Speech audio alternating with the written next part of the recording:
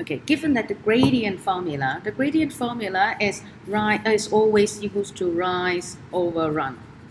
So if we have 2 points there, we used to have to plot the point. So 3, 2, 3, and then we have, no, this is not 2, 3, this is too high. 2, 8, and then we have 5, 3. All right, so then we find it the rise and run with those.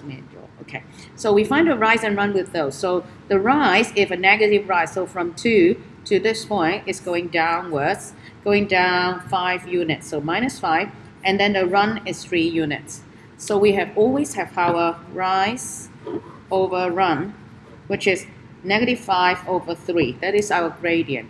However, whenever we have the point which is not right, so what we have to do is say, for example, if I have 327 and -5 to F200.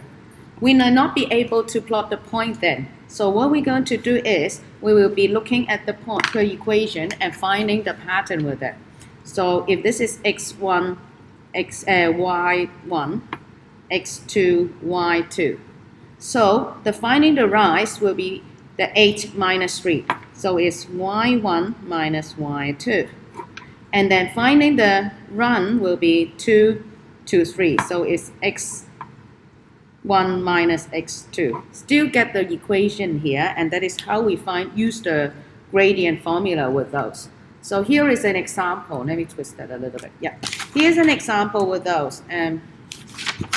Let's have another example with that. Right, I got 2 points here. I got -2, 3, and 3, 6. All right, 2 points here. I want the gradient. So in my mind, I will have my x1 and x2 first. So x1, y1, x2, y2. Now instead, now we have the gradient. As I said before, it could be called slope.